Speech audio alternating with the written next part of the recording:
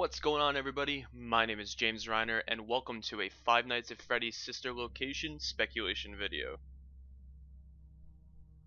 Now, before we get any further, I just wanted to make it clear that this video contains spoilers for the ending to Update 2 of FNAF World. So if you have not beaten FNAF World Update 2 yet, please shut this video off and go beat it, because it is amazing. That being said, thank you Scott Cawthon for making this awesome series, and let's begin. So there are a couple topics I wanted to speak about in this video, but before we do that, I just want to give a shout out to Razboski, Dawko, 8-Bit Gaming, because they do fantastic Five Nights at Freddy's speculation and theory work, as well as Let's Play. So go check out their channels. I'll leave a link in the description below. So I kind of want to talk about a few topics after reviewing the trailer to Sister Location, trailer number 1, and the ending to FNAF World Update 2. And the topics that I want to talk about are, for one, why is Baby saying, "Do not hold it against us" in the trailer? Don't hold it against us. For two, I wanted to talk about what that means on terms of a possible connection between Sister Location and FNAF World. And for three, I wanted to discuss Baby's jump scare, because I feel like Scott gave us pretty much everything we need to know about what her jump scare is going to look like. Part 1. Why is Baby saying, "Do not hold it against us," as well as saying you don't know what we've been through, and its connection to FNAF World. Okay, so as we know regarding the ending to Update 2, and like I said in the beginning of the video, major spoilers coming. So throughout FNAF World, we kept seeing this guy inside of a house, and I'm gonna call him the creator, because he's the creator of all the characters in FNAF World, as well as the games being showed in FNAF World. Now, it's not Scott Cawthon per se, although you could make an argument that it's a metaphor to describe him, but I believe somewhere Scott actually came out and said, "I'm fine, guys, it's not me, it's just a character," or something along those lines. So, at the end of FNAF World Update 2, we see the creator, who this whole time has been hinting to us throughout the different updates to FNAF World that, something seems to be going on, he's stressed out, he's always working, and at the end of FNAF World Update 2, he states that he created something terrible and that we can't deactivate her, and that it's too late, and that he's sorry. And then we see the screen go black, and we see two eyes, and the screen comes back on after we hear an animatronic say something along the lines of, "The show is about to begin." The lights come back on, and the creator is face down on the desk, blood gushing out of his face. So that is very interesting, because it kind of gives us a hint that, yeah, there's a new animatronic on the loose inside of Scott's creative world in FNAF World, and that animatronic was distinctified. It's not, I don't know if that's a word, but you know what I mean. So that animatronic was distinctified as a new character because Baby is introduced. And there then came the teaser for Sister Location, where we see an animatronic who is captioned with the same, kind of the same line, not exactly the same, but kind of the same line in the caption of the photo. And then the trailer for Sister Location releases, where we hear Baby saying, "Please don't hold it against us, please don't hold it against us." And then at the end she says, "You don't know what we've been through." What are we trying to hold against her? That's what I'm finding interesting. And I wonder if she's literally saying, "Please don't hold it against us because we killed the creator." So that's kind of, I could see why some people would say that's kind of a far-fetched idea, because people tend to segregate the timeline of Five Nights at Freddy's as well as the timeline of FNAF World.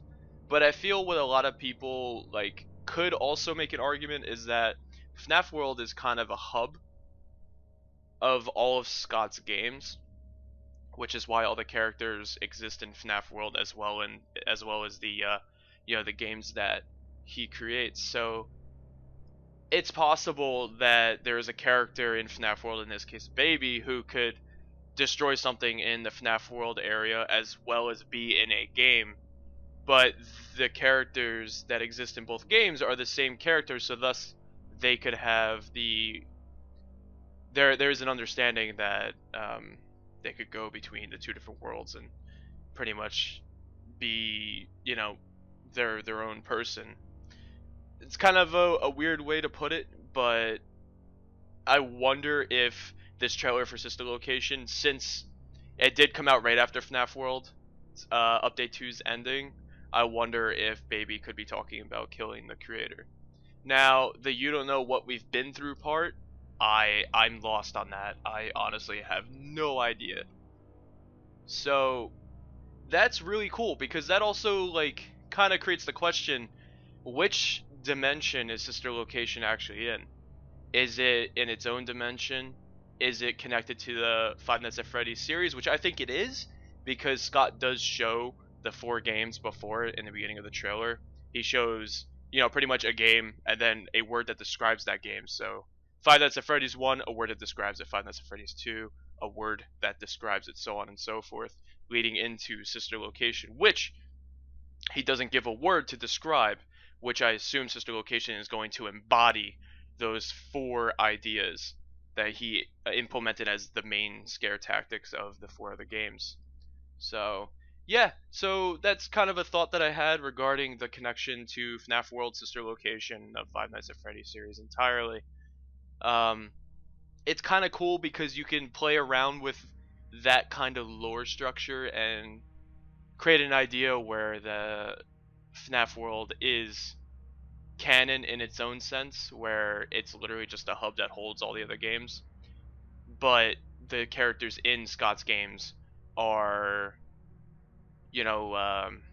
fourth wall breaking enough to where they can break out of their games and exist in FNAF World, but go back and forth.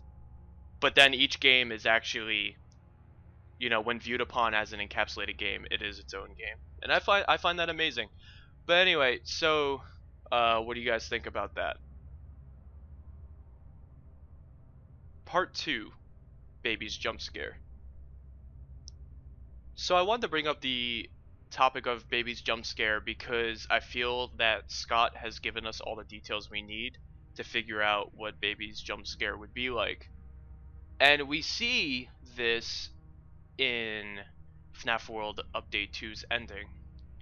So for those of you who obviously have seen it, I'm assuming you've seen it if you're watching this video, we know that the lights shut off, you see Baby's eyes glowing, and then the lights come back on and the creator is dead. I feel like that is a good portion of the jump scare, and then the rest of the jump scare comes from the ending to the Five Nights at Freddy's Sister Location trailer 1. And what we see is, as the camera is zooming on the animatronics at the end of the trailer, Baby's face comes up and Baby's eyes light up. But then something interesting happens. As the logo for Sister Location is coming up, you hear a sound effect that resembles what seems to be like, electricity shutting down, like a zzzz. But listen for yourself. I'm going to play back the audio clip now.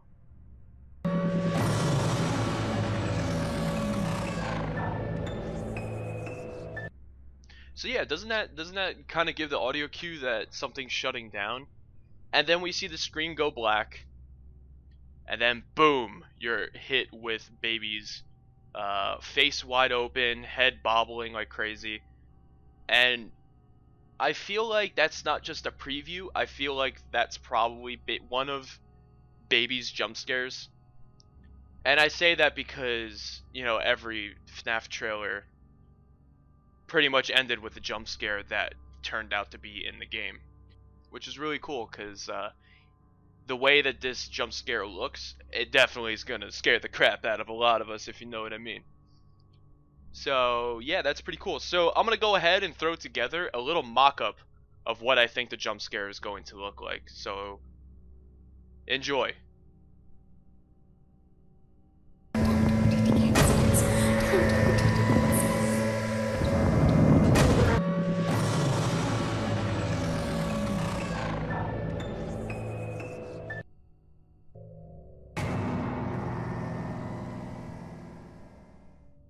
So yeah, that was my little mock-up of Baby's jump scare. I threw it together just using pieces of the Sister Location trailer. So yeah, I hope you guys enjoyed that.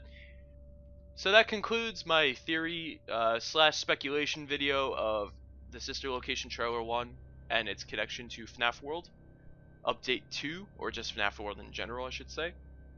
And I hope you guys like it. I realize it's a little far-fetched, but I think it's fun. I think it's fun to play around with these little lore items, because even if the idea is far-fetched, you never know, because Scott is a genius of storytelling. And it's just really fun to be able to take these little items that he throws us here and there and put them together to make a macroscopic conclusion. And yeah, who knows, maybe it's true. Maybe it's not. Maybe we'll never know. Maybe Scott will tell us one day. Who knows? But anyway, I just want to say to all the theorists out there, keep on speculating. Because as a community, we're awesome. So, yeah. As always, thank you everybody for watching. Razbowski, Dalko, 8-Bit Gaming. Thank you guys for popularizing the theory work. I'm always watching your YouTube channels, and you guys do some great stuff. MatPat, I mean, what else can I say? You do some great work too. And yeah, to everyone else, to everybody out there, thank you so much for watching, and have a great day. And I hope you all enjoy Sister Location when it comes out, because I'll be playing that game in the dark. Oh, and it's gonna be great. Alright, I'm gonna end this here. Bye.